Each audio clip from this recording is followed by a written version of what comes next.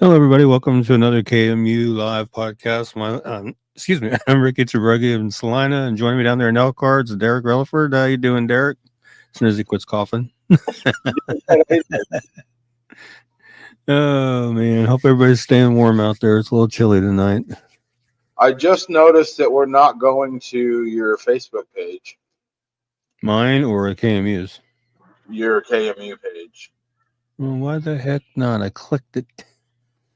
Well, I went in there and did some cleaning up the other day, and it had you were connected to it still, but you didn't. And we haven't been getting any viewers there. But if you want to just click edit. Where the heck is that? Just up there up the very top right where you see the. Oh, I see it. There it is. Yeah, edit. Okay. And click on the plus button. Okay. There we go. And then just reconnect it real quick. It'll take you about 10 seconds. Okay. Okay. Let's see if it'll let me. It should. This program, it's actually gone through some massive changes over the last 3 months. But you probably remember every few months you got to re-sign into it, Right. Accounts, because it would just kind of lose connection with them. But we'll get you to get us signed in there, and then we'll be good to go. There we go. Now we're back on it. Okay. Hopefully everybody's getting it. Sorry about that, guys. Now we're back on our Kansas Missing and Unsolved Facebook page now. Sorry about that. Yeah. Technology, you gotta love it. Yeah. Sometimes I want to take a sledgehammer to it, but it's the way it is sometimes. I'm gonna look at my phone here and see if it switched on. Okay, it's not showing up on my phone that it's hooked up. What's going on? I think I just sent it there.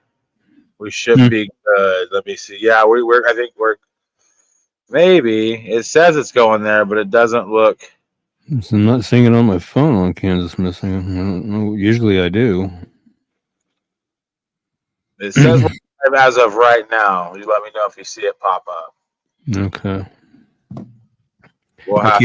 I keep refreshing it, so we'll have to do some checking behind the scenes and make sure it's going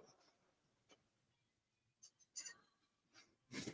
So far, it's not showing up yet, and I've refreshed it several times.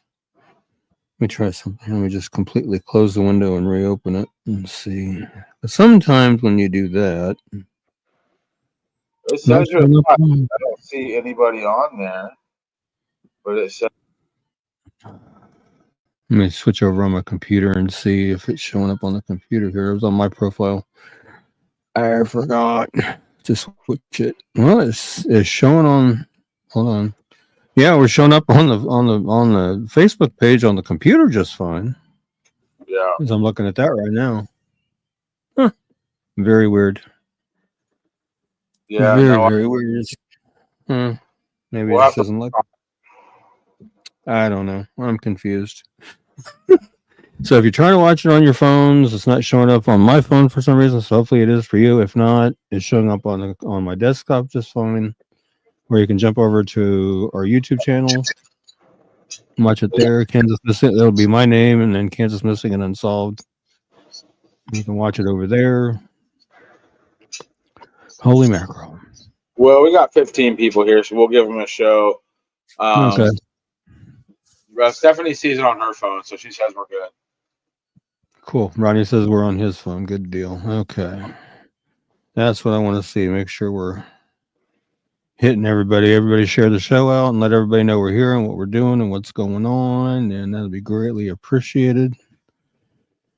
Okay, starting off with Jamie Jasmine Zubia Hernandez. 13-year-old Jamie Jasmine Hernandez ran away from her foster home in Athena, Kansas on June 9, 2012. Prior to her disappearance, Jamie had recently been prosecuted in a juvenile court for drug possession. She was due in court for her sentencing shortly after her disappearance. Jamie never showed up and was never seen by her foster family again. There was unfortunately very little media coverage on Jamie's disappearance, likely due to her runaway status. 3 years later, during the early morning hours of May 30th, 2015, a Kansas City resident called the police to report a shootout in the 2500 block of Ridge Avenue. According to witnesses, two vehicles fired shots at each other, and a female passenger in one of the vehicles was killed as a result. The female passenger's body was dumped on the side of the road, and the vehicles drove off before the police arrived. 2 days later, on June 1st, 2015, authorities announced that the slain female was identified as Jamie. The identity of Jamie's killer remains unknown, as does the identity of the driver in the car that Jamie was riding in when she was shot. Additionally, Jamie's whereabouts from June 2012 to May 2015 still remain a mystery. Although she was ultimately found in Kansas City, it's unknown where she stayed or how she survived during those 3 years.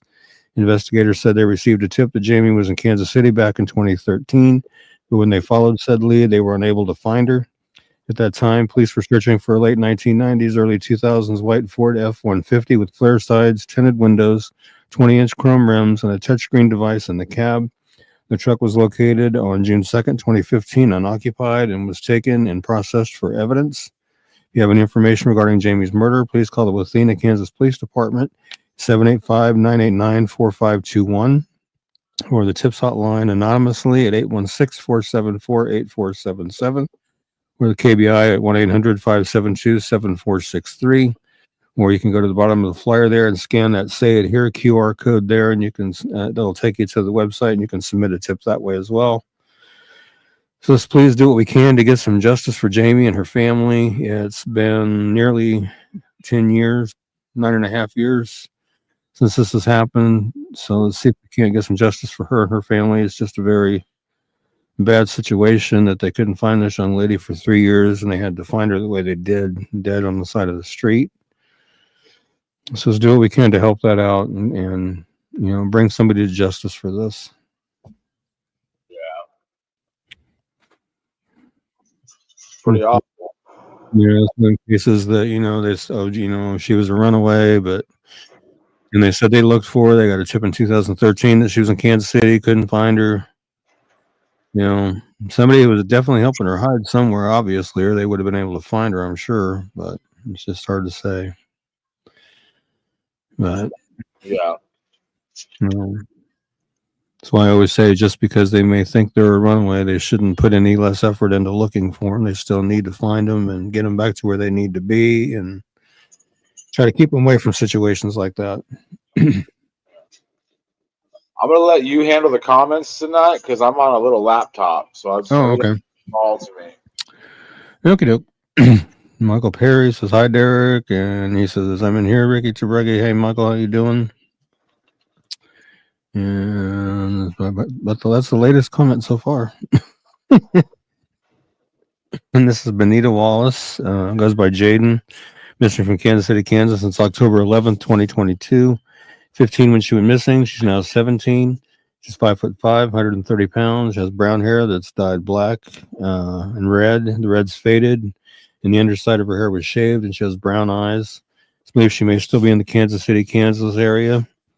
Again, at the time she went missing, she was 15. She's now 17, 5'5", 130 pounds. Her hair was brown, dyed black and red. The red faded, and the underside shaved again. In brown eyes, she has a small tattoo of 2 small black triangles on her upper right arm and a birthmark on the back of her right leg. She was last seen wearing a pink and blue hoodie and blue jeans. If you have any information regarding Benita's disappearance, or you know her whereabouts, please call the Kansas City, Kansas Police Department at 913-596-3000 or the KBI at 785-296-4017 and see if we can help get Benita located and back to where she needs to be. It's a little over 2 years now. See if we can't get her found. This is another one, missing for over 2 years. Kansas City, Kansas area again. Um, let's do what we can to help find her and get her brought, back to where she needs to be and make sure she's safe. Yeah, I think that's probably a really. I can kind of relate to it here. I live in Oklahoma, but I live in Elkhart basically. But law wise, like that imaginary line that's like a couple football fields from my house, like it really matters. Like the Elkhart cops can't come to my side of the line and police, vice versa with Oklahoma. So I think when you have a city that is in two states, I bet you that's a nightmare, because I bet you, like, wherever a crime happens, you have to look up on the map what street it happened on to decide which like anytime you have that where you have like people like, well, is it yours or ours? I think it's just an additional amount of being hard, basically. Right. It's just a river that separates the two. So I mean, yeah. Probably hard to be law enforcement in Kansas City in either state, just because you're. Right. I bet you fight a lot. Like this is our case. That's tough. Yeah. Definitely. Yeah, and our good buddy Alex Perez, we've been covering since he went missing. Oh, I'm telling you, that's another case that just really blows my mind. Thought we had made some progress in finding out who did it, only to find out no, they don't have enough evidence, don't have a body. So, I mean, what are you going to do? Let's see here. There we go. Trying to get it opened up. That was the one I missed. I couldn't believe I missed him when I pulled flyers for the show. Alex Perez missing from Ulysses, Kansas since December 1st, 2020. He was 35 when he went missing. He's now 39. He's 5'11", weighs 235 pounds, has black hair that he shaves nearly bald and brown eyes. He had called a family member on the phone on December 1st and said he'd be coming over to do laundry. Never arrived at the family member's home in Ulysses, and has not been heard from or seen by family or friends since then. He'd been staying with family and friends prior to his disappearance. At the time of his disappearance, again, he was 35. He's now 39, 5'11", weighs 235 pounds, black hair that he shaves nearly bald and brown eyes. He has a tattoo of a bumblebee on his face underneath his left eye. He has Perez tattooed on one of his arms. He has a tattoo of a cross on the chain across his chest. If you have any information regarding Alexander's disappearance, his whereabouts, please call the Grant County, Kansas Sheriff's Office at 620-356-3500, or the Ulysses, Kansas Police Department at 620-356-4600, or the KBI at 785-296-4017, and see if we can help get Alex located and back home to his family. I know they're looking hot and heavy for him, trying to find him. So let's see what we can do to help that out and get him back home to his family. And like I was alluding to, we thought we were making some progress in that area as far as an arrest and everything, and then turns out since they didn't have a body or enough evidence, they dropped the charges on the guy for right now until something else happens, I guess. But so let's see if we can help make that happen. If anybody knows anything at all, call it in. That's all I can say is call it in. No matter how small or unimportant you think it might be, call it in anyway. It may be something that they really need.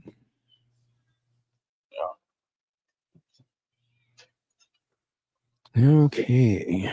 Let's see, we hit some comments real quick here. And here's Jessica Jensen, John Jensen's daughter. She's checking in. How you doing, Jessica? Esther's here. How you doing, Esther? And Tammy's here. How you doing, Tammy? Let's see here. My long list here. Rochelle Hammond, missing out of Moscow, Colorado since August 15th, 2019. She was 30 when she went missing. She's now 35. 5'6" tall, 120 pounds, black hair, brown eyes. She was last seen walking away from her Moscow, Colorado home. She left all of her belongings behind, including her phone, her ID, her car, her computers, her tools, and her pet dog. She'd only been living in the area for about 3 weeks prior to her disappearance. She'd previously lived in the Columbus, Ohio area. She may be homeless.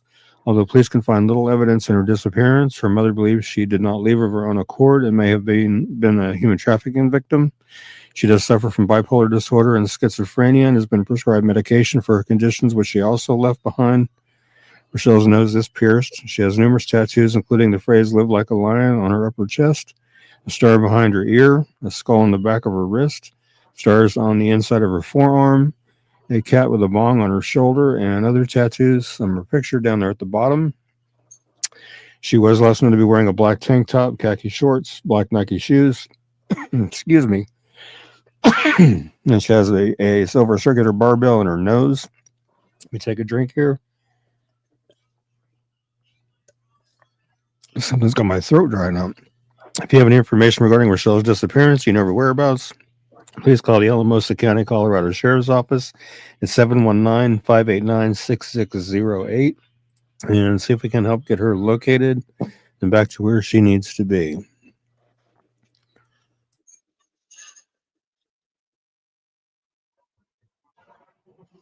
Usually it's me hacking, but it's Ricky tonight. Yeah, you're contagious. Any updates on Haley Davis? You talked to her brother at all or anything? I haven't talked to him. I did have somebody, I believe from the family, ask me to reshare her flyer today, so I did. She's missing from here in Salina, Kansas since July 21st of last year. 19 when she went missing. She's now 20. 5'6" to 5'7". Weighs between 190 and 200 pounds. Her hair was last known to be dyed bleach blonde, and she has blue eyes. She left with a male acquaintance to go to Wichita. She was last active on her social media and last heard from on July 21st. Again, she was 19 when she was missing. She's now 20. She's 5'6" to 5'7", weighs between 190 and 200 pounds. Her hair was last known to be dyed bleach blonde, and she has blue eyes. If you have any information regarding Haley's disappearance or you know her whereabouts, please call the Salina, Kansas Police Department at 785-826-7210 or call Crime Stoppers at 785-825-8477, or you can text SA Tips to Crimes, which is 274-637, or go to www.pd.salina.org and follow the Crime Stoppers link to submit a tip. Or you can call the Wichita, Kansas Police Department at 316-268-4181 or 316-268-4407 or 316-263-6011 or KBI at 785-296-4017 and see what we can do to help get Haley brought home and back to her family. Because again, I know it's another family just wanting to know where she's at, whether or not she's okay or not, and get her home. She's got a little boy that I'm sure misses the heck out of his mom. So let's do what we can to bring her home. She needs to be brought home. And you didn't stop by and say hi, Tammy. She said she was in Salina earlier today. And you didn't stop by and say hi. Shame on you.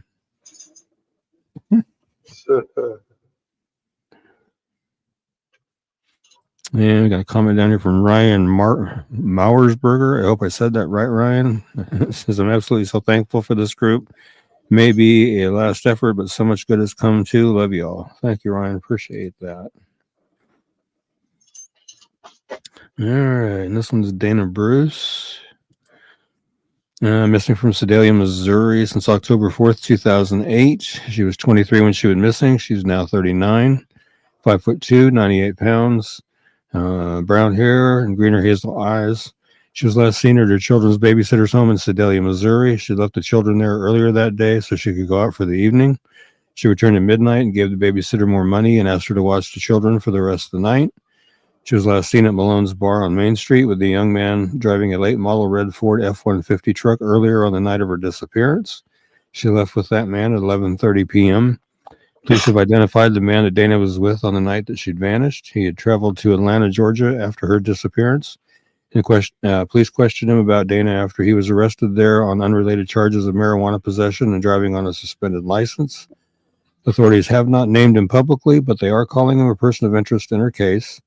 He told his questioners that he and Dana parted ways after they left the bar, and he never saw her after that. She left all of her belongings behind, including her hairbrush and toothbrush. She does not have any credit cards, debit cards, checking account, cell phone, or a car. Again, at the time of her disappearance, she was 23. She would now be 39. She's 5'2", weighs 98 pounds. She has brown hair that was colored brown at the roots and black at the ends with red highlights and green or hazel eyes. She was last known to be wearing a black shirt with the word Rebel and silver lettering on the front and blue jeans. She has a tattoo of a teddy bear with wings and the name Dylan on her upper left arm. She is blind in her left eye. She has a 2-inch scar along her lower spine and a staple scar on her right shoulder. Her ears are pierced one time each. If you have any information regarding Dana's disappearance or you know her whereabouts, please call the Sedalia, Missouri Police Department at 660-827-7823 or 660-826-8100 or the Missouri State Highway Patrol at 573-526-6178 or their toll-free number 866-362-6422 or Private Investigator Leslie at 910-427-0070 and see if we can get Dana located and back home to her family where she belongs as well. Again, another family that's wanting to know where she's at and get her brought home and know where she belongs. And let's see if we can make that happen. Yeah. Sonny Jones. Sonny Jones remake. Yep. It's another weird case. She's missing from Trenton, Nebraska since April 20th, 2019. She was 18 when she was missing. She's now 23. She's 5'8", weighs 183 pounds, has brown hair and blue eyes. She left with a male acquaintance in a white 2004 Ford Explorer with Iowa license plate HGJ341, allegedly en route to Omaha, Nebraska, 300 miles away. They planned to pick up his niece there. Sonny called her mother from a borrowed phone at 12:45 p.m., said she was in Holdridge, Nebraska. She didn't indicate anything was wrong. Her family has never heard from her again. The acquaintance told multiple stories about Sonny's disappearance. According to one of his accounts, they went to the Prairie Flower Casino in Carter Lake, Iowa between 9 p.m. and midnight. He went inside the casino. Sonny couldn't go with him because she was underage. He said when he returned to the vehicle, Sonny was gone. He stated he looked around the area for her but couldn't find her, so he simply left without informing police or anyone else that she was missing. Later, he changed the story and said Sonny disappeared when they stopped at an unspecified Omaha gas station to refuel. He said he went inside to pay for the gas, and when he came back, she was gone. As with the casino story, he said he left without informing anyone that Sonny was missing. Sonny does have a tattoo of a tribal sun in red ink on her right ankle, tattoo of a feather with the word fly on her left shoulder. She had cuts on her arm at the time of her disappearance. Sonny has multiple scars on her body, including a rectangular scar on the back of her right shoulder, a small square scar in the center of her forehead, chickenpox scars on her face, scars on her shin and ankle from a bike accident, and a scar on the left hand at the base of her thumb and forefinger. Sonny left wearing a black tank top and denim shorts. She was also carrying a hooded sweatshirt and a pair of jeans. If you have any information regarding Sonny's disappearance or you know her whereabouts, please call the Hitchcock County, Nebraska Sheriff's Office at 308-334-5444 or the FBI at 402-493-8688. And the only other thing I can really add to that regarding the acquaintance was he's now facing drug and weapons charges as of right now. So not sure how that's going to go. We'll just have to wait and see. But yeah, if you have anybody knows anything about Sonny's disappearance, again, like I say, no matter how small or unimportant you think it might be, call it in anyway, because it may just be a big piece of what they need to try to get him in the right direction to finding her. Yeah. So hopefully we can help do that.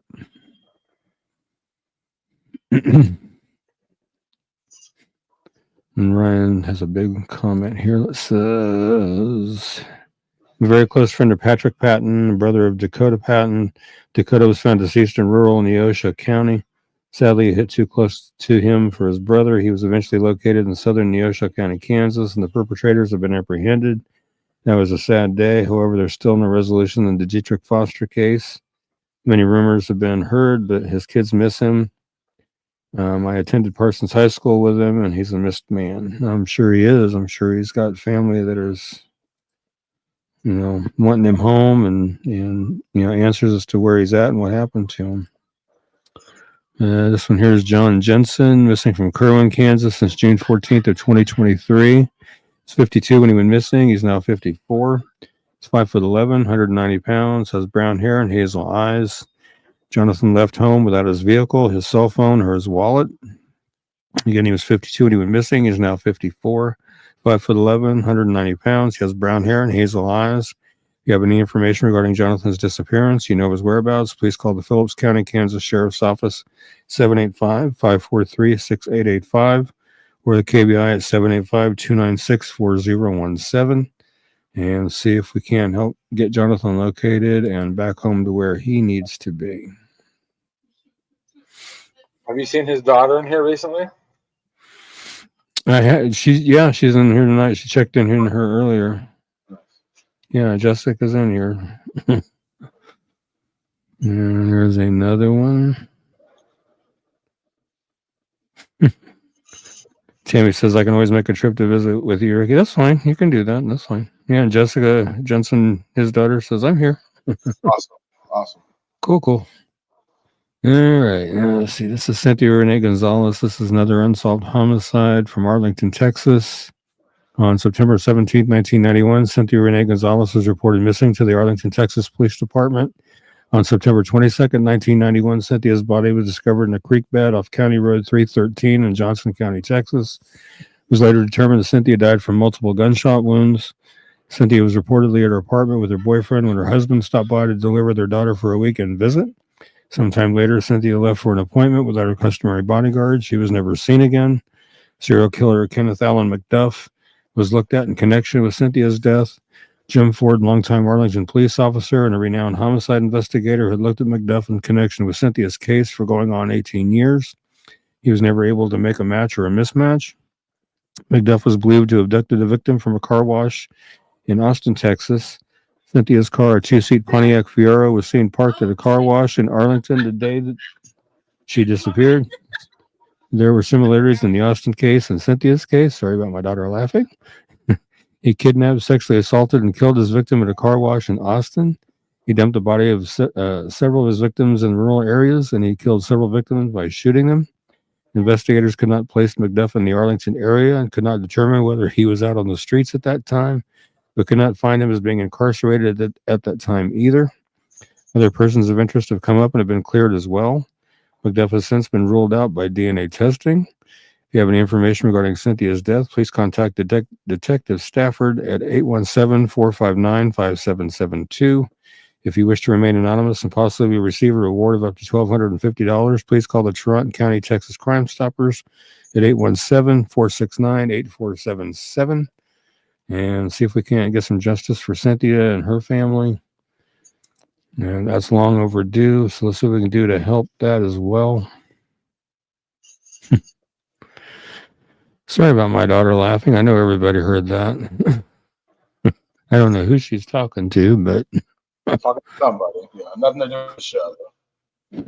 No, I'm telling you. And we were just talking about Dietrich Foster just a few moments ago, missing from Independence, Kansas since April 12, 2020. He was 37 when he went missing. He's now 42. He's 5'9", 190 pounds, black hair and brown eyes. He was reported missing on my daughter's making me laugh. On May 12th, he was last seen around April 12th at Independence.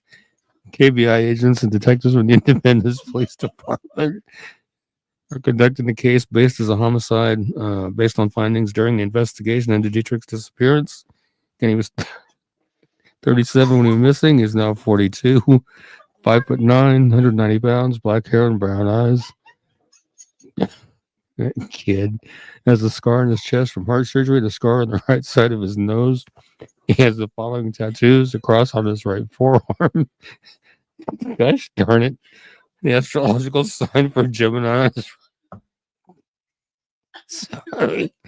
Oh my gosh, for Gemini is right. 3 dice on his arm. The name Desiree on his arm. Stop. And the word foo on his abdomen. Oh my goodness. If you have any information regarding I'm gonna knock her out. No, just kidding. If you have any information regarding Dietrich's disappearance, you know his whereabouts, please call the Independence, Kansas Police. Darn it, Police Department at 620-332. Dang it. 1700. Or the KBI at 785-296-4017. Sorry about that, guys. That kid. Gosh. There's a governor's award of $5,000 for information leading to the arrest. Sorry. And conviction of those responsible for the disappearance of suspected murder. Darn it. Of Dietrich Foster. Oh my gosh. Sorry about that. Give me just a second. I will be right. Yeah.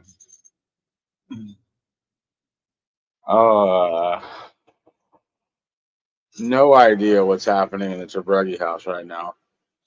I think his daughter's doing like a stand-up routine. She's doing really good.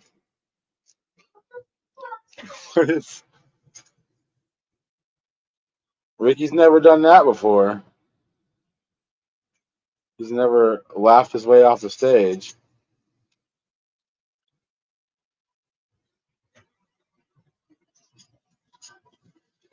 While we're waiting for Ricky to find out what happened, Dietrich Foster went missing from Independence, Kansas on April 12th, 2020. This is actually one of the first cases we covered as well. We started the show.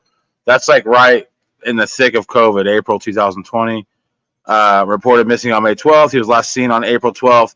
And Independence, KBI agents, and detectives from Independence Police Department are conducting the case as a homicide based upon findings during the investigation into Foster's disappearance. At the time of his disappearance, Dietrich was 37 years old. He's now 42. He's 5'9", weighs 190. He has black hair and brown eyes.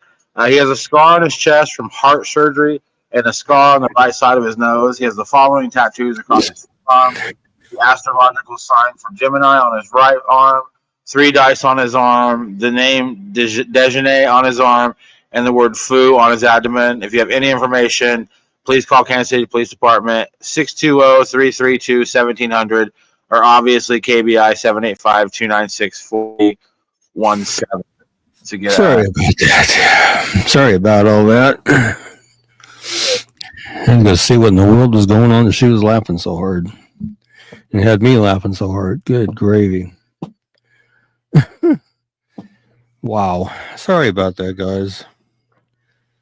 Oh, normally she doesn't do that. Well, first time for everything, man. Yeah. Come in to tell me she was hungry. Tripped on her way in here, and that what got her laughing, and that's what got me laughing. Oh, it's the bad part about doing live shows. Stuff happens, and you can't stop it. Yeah. Goodness. Sorry about that, guys.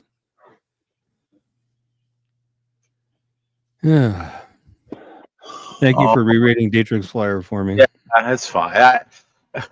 You've never laughed yourself off stage, so I figured you had a good reason. Yeah. Read this one. This is from 1951. I'm actually going to get up for just a second. I'll be right back in like 10 seconds. Okay. Read. I'll be right back. Okay. This one is, as soon as I locate her flyer in my long list of flyers, and I know I pulled it. I know I did. Oh, there she is. Mary Bell Henley. She's missing from Wichita, Kansas since June 5th of 1951. She was 25 when she went missing. She would now be 98. She's 5'8" to 5'9", weighs between 125 and 135 pounds, has brown hair and brown eyes. She may use the middle name Beth, and her maiden name is Davis. She married when she was in her teens and had 3 children. In 1951, she left the children with her mother in Cookeville, Tennessee, the city where she'd been raised, and moved to Wichita to be with a gentleman friend. His name was supposedly Houston West, and he supposedly worked for Boeing. After moving to Wichita, Mary wrote to her children a few times on stationery from the now demolished Royce Hotel there. Eventually, the letter stopped. In her last letter to her family, Mary asked them to mail her some summer clothes. They did, but a few weeks later, the unclaimed package of clothing was sent back. Mary's family never heard from her again. The police had contact with her in Wichita on June 5th, 1951. This is the last indication of Mary's whereabouts. Again, at the time of her disappearance, she was 25. She would now be 98. She is 5'8" to 5'9", weighs between 125 and 130 pounds. She has brown hair and brown eyes, and she has a mole on her chin. If you have any information regarding Mary's disappearance, you know of her whereabouts, please call the Wichita, Kansas Police Department at 316-268-4181 or 316-268-4111 or at KBI at 785-296-4017 and see if we can help get Mary Bell located or at least find out what happened to her for her family so they have some answers to what happened to her. You know, again, I never rule anything out because I talked about this last week. We had a case. I had a case before we started doing the shows of a gentleman that was missing from Fort Riley since the 50s. And out of the blue, one day I get a message from his grandson from his Canadian family letting me know that he had been living in Canada all these years and he had passed, and the FBI had been contacted so that they can make sure through DNA that he was in fact him, and it did turn out to be a positive match, and so I mean, and he did send me a recent photo of his grandfather at my request, so I could see what he had looked like in his later years compared to his younger picture, and you could definitely tell it was him. And so I never rule anything out. Anything's possible. So even though this case is what, 49, 24, 73 years old, I mean, come on. I mean, anything can happen. So that's why I wanted to make sure I keep it out there just to see what happens. Yeah. Yeah, Tammy, she wanted to make Daddy laugh, and she's darn good at it, let me tell you. She is darn good at it. And this is another case. It's not about a little over a year old, and I just did it yesterday. His name, I hope I get this right, Yin Can Dong, missing from Park City, Kansas since October 23rd of last year. He was 17 when he was missing. He's now 18, 6'1", 150 pounds, black hair, brown eyes. Don't have much more than that. But if anybody has any information regarding Yin Can's disappearance, you know of his whereabouts, please call the Park City, Kansas Police Department at 316-744-2011 or the KBI at 785-296-4017 and see if we can't get him located and back to where he needs to be.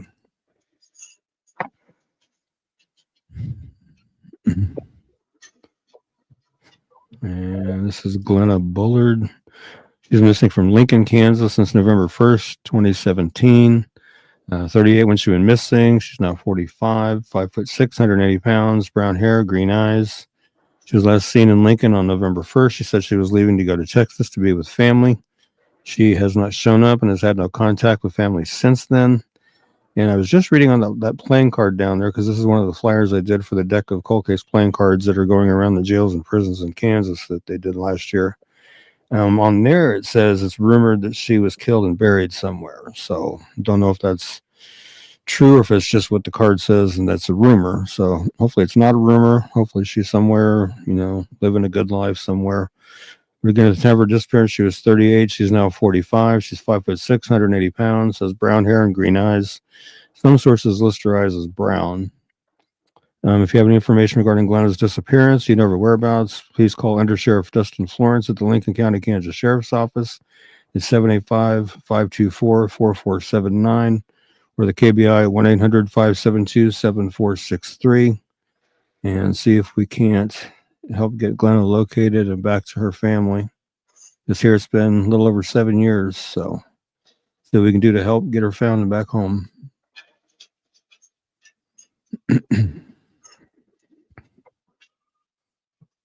I had not noticed that on her card before. I would have worked that into the flyer, but I hadn't noticed that until last night. And this was one that I was asked to do and share.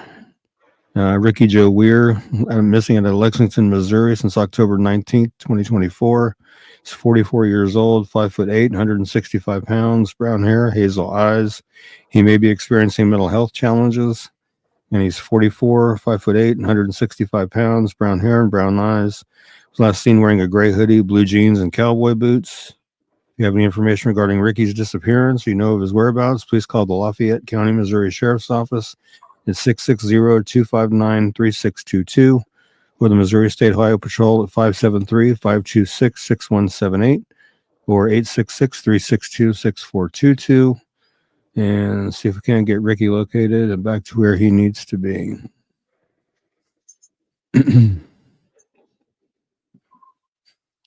And Shelby McDaniel. This is one that's just wish we could get her found. I really do. She's been missing from Kansas, another Kansas City, Kansas. Missing since March 26, 2024. 16 when she was missing. She's now 17. She's 5'5", 164 pounds, blonde or white hair and blue eyes. She does have ties to Crestline, Kansas, Columbus, Kansas, Oklahoma, and Arkansas. Again, she was 16 when she was missing. She's now 17. She's 5'5", 164 pounds, blonde or white hair and blue eyes.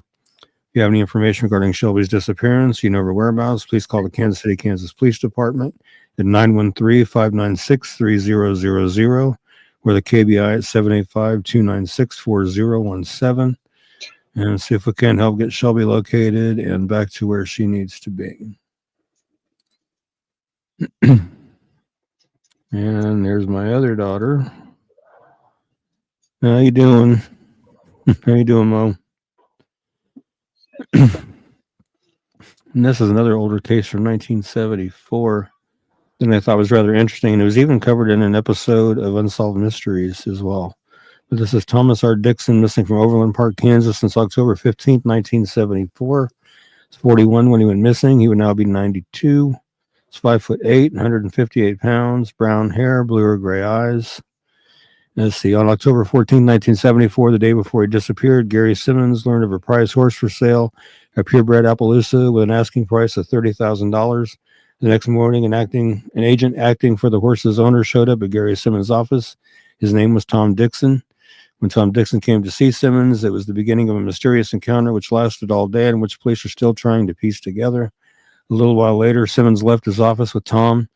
Gary told his secretary that he would return shortly, but he didn't say where he was going. 15 minutes later, he called in and asked his secretary to write a check to Tom Dixon for $30,000. Tom picked up the check 30 minutes later and walked out of the office. Tom then took the check to Gary Simmons for his signature, but no one knows where that meeting took place. Gary was later spotted at a truck stop 10 miles from his office. Around 5 hours later, Tom Dixon was seen at a salvage yard 11 miles from the bank. He was driving Gary's Lincoln Continental. He supposedly told the salvage man he needed to get rid of the car and asked if he could use the crusher to flatten it. The salvage man suggested he ditch the vehicle in the Missouri River. The following day, one of Tom Dixon's friends dropped him off at a truck stop near Kansas City. Tom said he was catching a ride with a cross-country trucker. No one has seen Tom Dixon since. 6 months later, on April 25th, 1975, Gary Simmons' Lincoln Continental was pulled from the Missouri River less than 6 miles from the salvage yard where Tom had tried to get rid of it. Police suspected that Gary had been the victim of a bogus horse deal and that Tom Dixon, acting alone or with a partner, stole his money and killed him. At the time of his disappearance, Tom was 41 years old. He would now be 92. He is 5'8", weighs 158 pounds, has brown hair and blue-gray eyes. If you have any information regarding Tom's disappearance, you know his whereabouts, please call the Overland Park, Kansas Police Department at 913-895-6300 or the KBI at 785-296-4017 and see if we can help get Tom Dixon located. And they did find Simmons' body, by the way. Oh, wow. Yeah, they did find his body. Found it in a cave behind, I believe, like I can't remember what the location was. It was in a cave behind where school buses are kept. Wild, man. That was a long time ago. Yeah. So, yeah. And here's Sarah Marie Hart, missing from Wichita, Kansas since September 6th of 2020. She was 36 when she was missing. She's now 40, 5'6", weighs between 130 and 140 pounds. She has brown hair and green or hazel eyes. She was last seen in Wichita around September 26, 2020. A family member spoke with Sarah over the phone on October 4th, 2020. Again, she was 36 when she was missing. She's now 40. She's 5'6", weighs between 130 and 140 pounds. She has short brown hair and green or hazel eyes. She also may have glasses on. She has a tattoo on the right side of her neck and a 420 tattoo on her hand. If you have any information regarding Sarah's disappearance or you know of her whereabouts, please call the Sedgwick County, Kansas Sheriff's Office at 316-660-3900, or the KBI at 785-296-4017, and see if we can help get Sarah located and back to her family where she needs to be. It was Queenie's asking whose body. It was the body of Mr. Simmons Gary Simmons, that he was going to supposedly buying the horse from.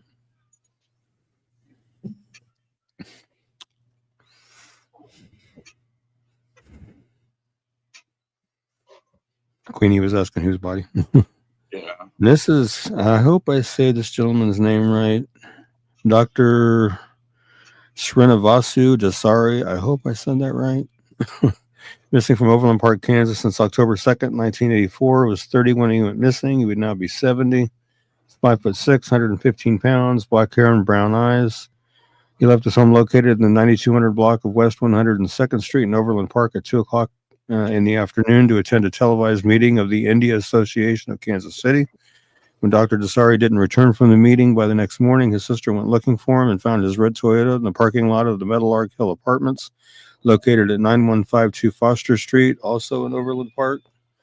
Workers at the apartment complex reported they saw a man fitting Dr. Dasari's description drive a red Toyota into the parking lot about 2 o'clock Wednesday, August 1st, 1984, followed by two black men in a van that had been described as being between the years of 1965 to 1970, greenish blue in color with bright flowery curtains behind at least two large windows on each side.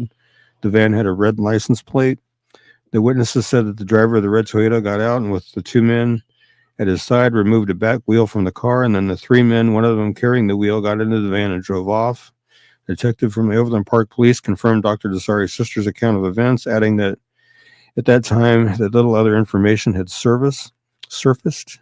Police suspect foul play in Dr. Dasari's disappearance. Again, at the time of his disappearance, he was 30. He'd now be 70. He's 5'6", weighs 115 pounds, black hair and brown eyes. If you have any information regarding Dr. Dasari's disappearance or you know his whereabouts, please call the Overland Park, Kansas Police Department at 913-895-6300 or the KBI at 785-296-4017 or 1-800-572-7463 and see if we can't help get him located and back to his family as well.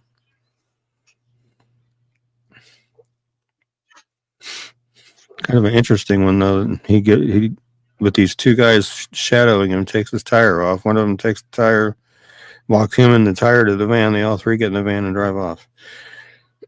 What was the point of taking the tire? I don't know. That's weird. Yeah. I don't get it. That was a long time ago, brother. Yeah, I know. 40 years? Yep. And this one's Kimberly Barnes, missing out of Hutchinson, Kansas since June 28th, 2024. She's 57. She's 5'8", weighs 210 pounds, has blonde and gray hair and brown eyes.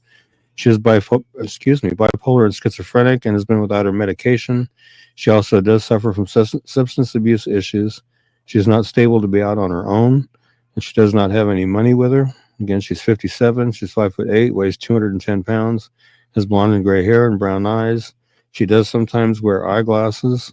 If you have any information regarding Kimberly's disappearance, you know her whereabouts, please call the Hutchinson, Kansas Police Department at 620-694-2800 or the KBI at 785-296-4017 and see if we can help get Kimberly located and back home to her family.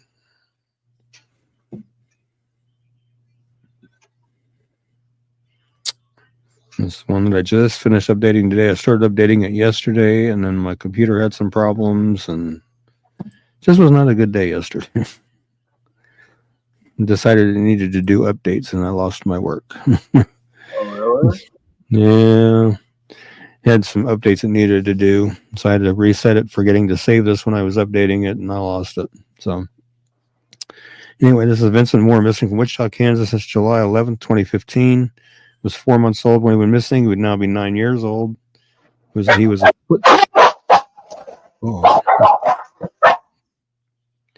foot tall, weighs 14 pounds, black hair and brown eyes. He was last seen in the area of 31st and South Hydraulic on the morning of July 11th, 2015. He was last seen with his dad, Gary Moore Jr., according to Wichita police. The boy was reportedly last seen near South Hydraulic in Tulsa near 31st Street South. A blue floral print diaper bag pictured above was supposed to be with Vincent.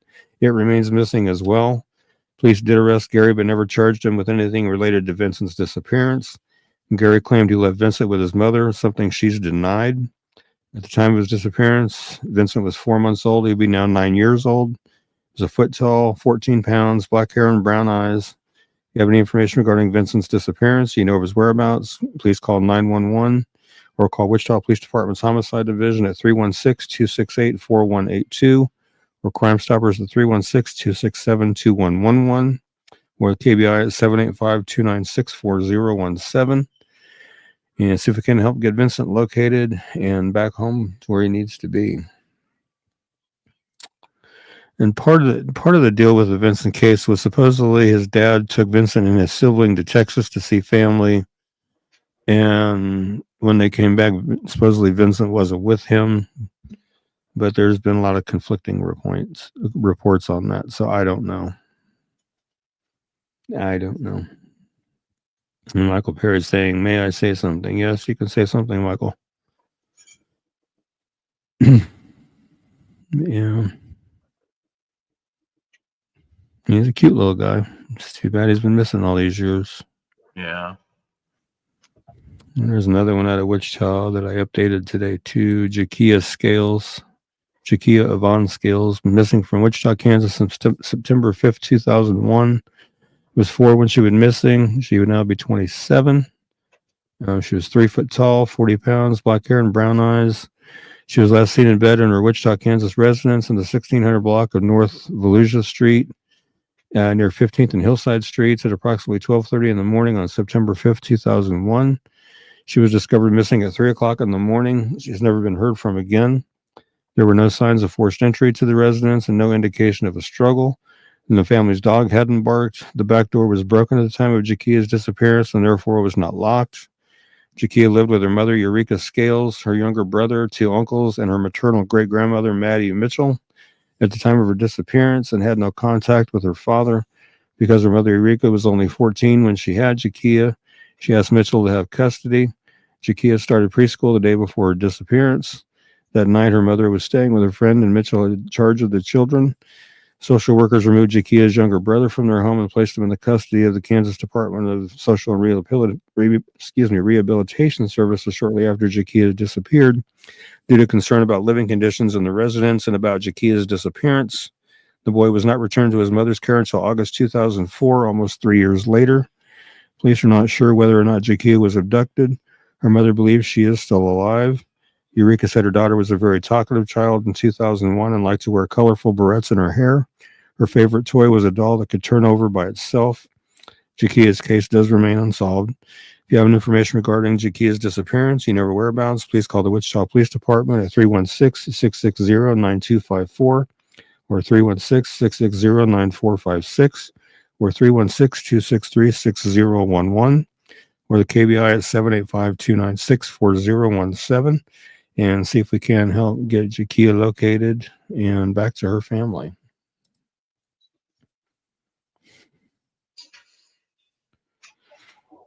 That's the last one, right?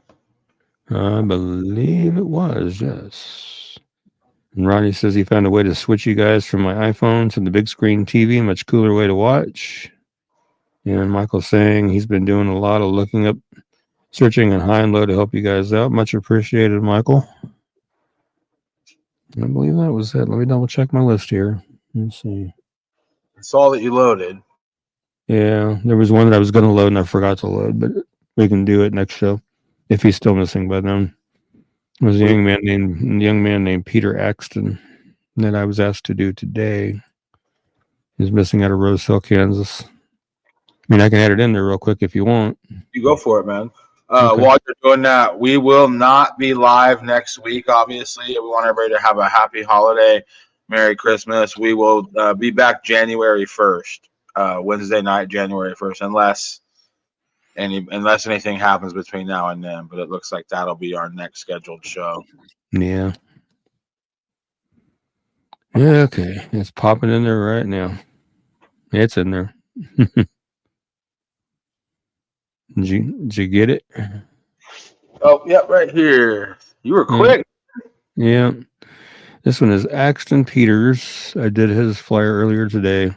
Missing out of Rose Hill, Kansas since December 18th, 2024. He's 16, 5'10" to 6 foot, weighs between 130 and 140 pounds.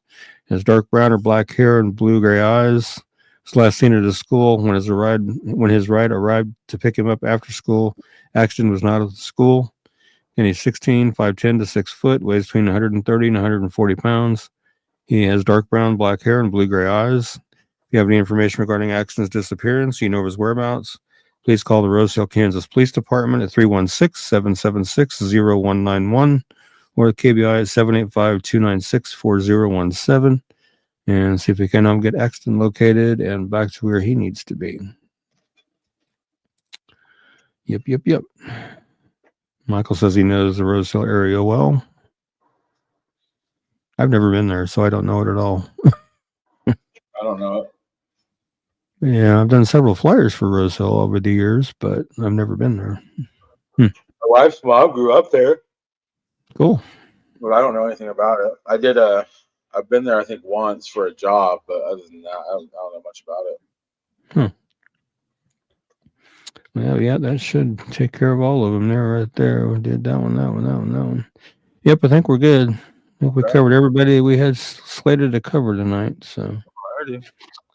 All right. Well, thank you guys for joining us tonight and hanging with us for almost the last hour and putting up with my little inability to stop laughing. Oh, what a night.